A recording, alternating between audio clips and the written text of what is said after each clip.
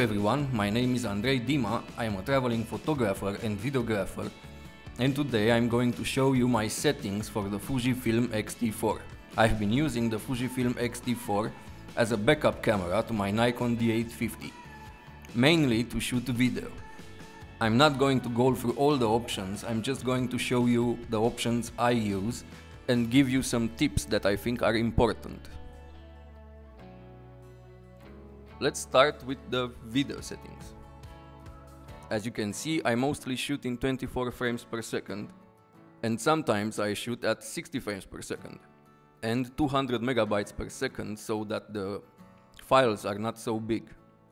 I always use the high efficiency video codec, so I can use the 10-bit color. That's why I got this camera in the first place, because it shoots 10-bit internally. And I use long op because all intra forces you to 400 megabytes per second and the files are too big for me.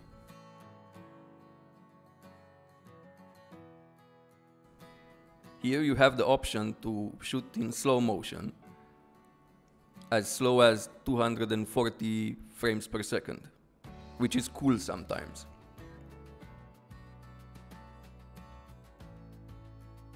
This I keep on off.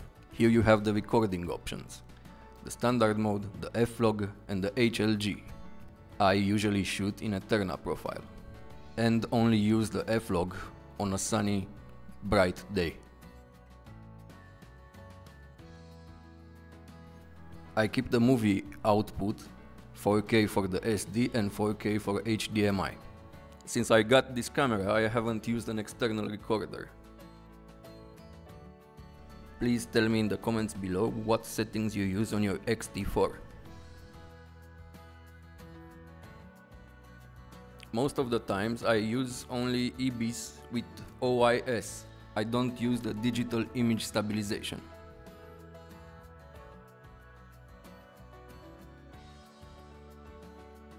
I mostly never use the boost mode.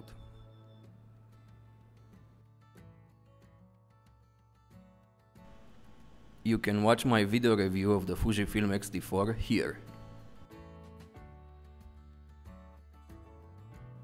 Here you have the zebra options, which I keep at 50%. I keep my movie optimization control on, so I can change the f-stop, the ISO and the exposure quickly from the front dial by clicking it when I'm shooting video. Tip number 1. Keep the front dial pressed for the menu. You can change this easily in the order you want to use them. You have a lot of options for the tele light. This is nice to have when vlogging or recording interviews. I left the custom profiles as they were, but you can change them however you want. Now here you have the film simulations. I usually use the Eterna profile for shooting video and the classic chrome. I use the Eterna profile because it's very easy to color grade. I usually do a custom white balance profile before I start shooting. I keep the dynamic range on 100, but in the future I am planning to experiment with the higher numbers. This is a nice option to have in a camera, a tone curve, which lets you customize your highlights and your shadows for the profile you are shooting with. I keep color at +2 and sharpness at -1. I keep the noise reduction at 0, but sometimes I put it on -2, so I could denoise the footage myself. I keep the interframe noise reduction off, the peripheral light correction on. So this is tip number 2. If you want your image stabilization to work with adapted lenses, you need to set your focal length here. Otherwise, it won't work.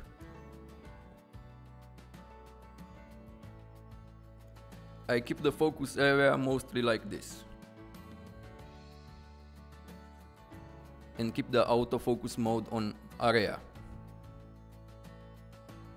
These are my continuous autofocus options. Tracking at +1, and autofocus speed at -2. I had the best results like this. Autofocus illuminator off, face and eye detection, eye auto.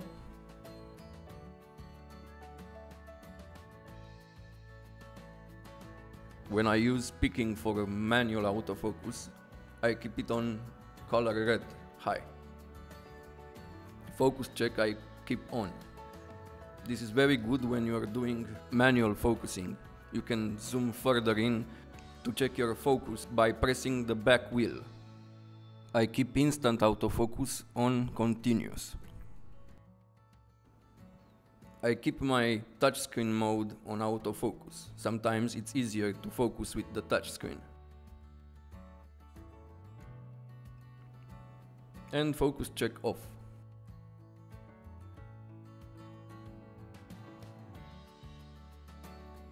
I keep my internal mic at -12 decibels and my external mic the same.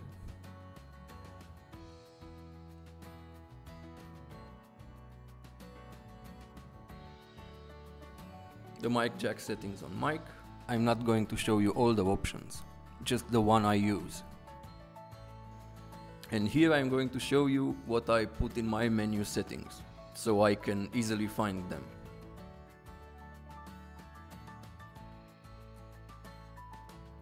The slow motion recording,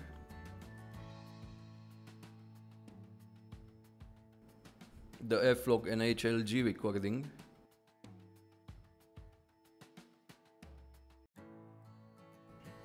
the image stabilization options,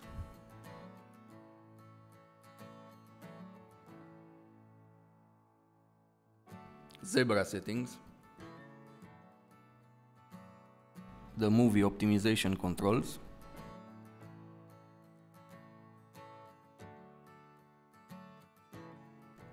the white balance, the dynamic range, the face and eye detection, and the external mic settings. These are the options I want to find quickly.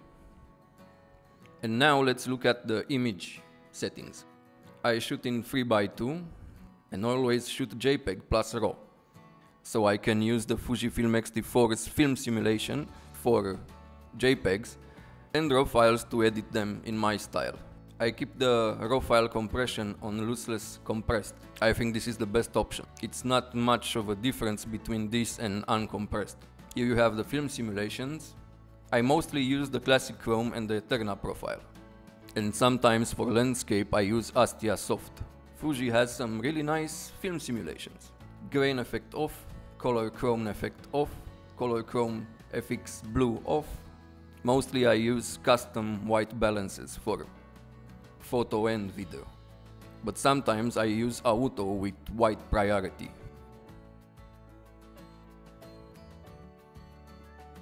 I keep my dynamic range at 100, dynamic range priority off.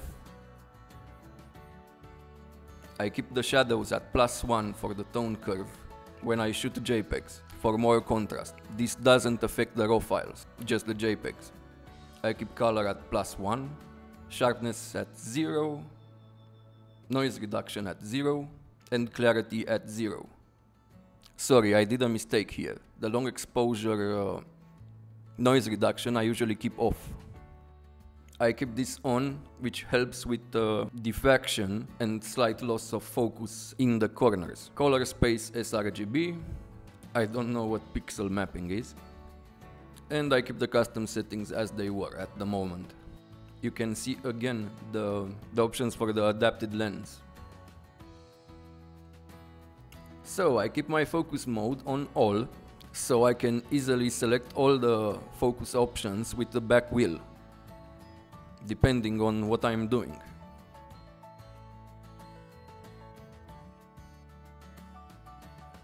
I keep the continuous autofocus settings on 1 because I don't shoot sports or weddings, so this is fine for me. I keep this off. I keep the autofocus point display on. The number of focus points at 425. I keep this off, the autofocus illuminator off, the face and eye detection on eye, auto, the autofocus and manual focus on, so I can manually focus whenever I want.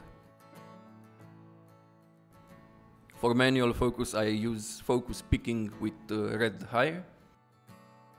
Focus check on, I keep this on.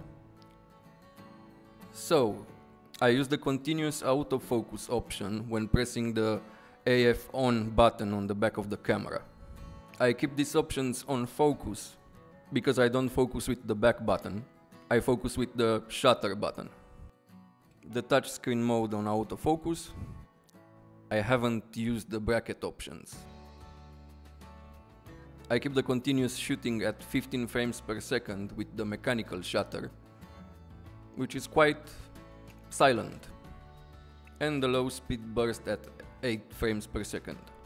The HDR mode at 400%, the sports finder off, the pre-shoot off.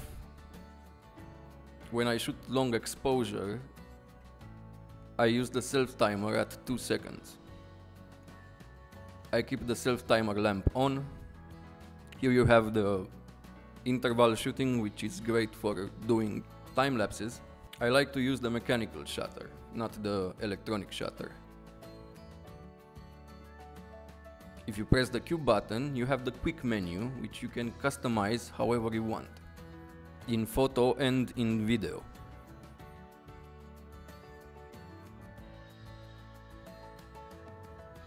Flicker reduction I keep off. Image stabilization when using an adapter I keep on continuous. These are my auto settings. The low ISO is 160 and the highest goes to 3200. And I keep a minimum shutter speed of 1/60. I haven't used the flash yet. Now let me show you my menu for photography. I have image quality, white balance, tone curve, self-timer, interval time shooting, and face and eye detect. Now let me show you some more tips. To see the firmware of your camera or to upgrade your firmware, with your camera off, keep the display back button pressed and open the camera. And this will show you the firmware. Next tip, hold the trash can button pressed for 2 seconds or more and then press the back dial once to quickly format your card. And the last tip and the end of this video, set your camera from the left dial to the panorama icon and then press the right button near the menu and select the second option so you can shoot a panorama in the portrait mode. This way your panoramas will be taller. I hope this video was helpful. Please like and subscribe. See you next time.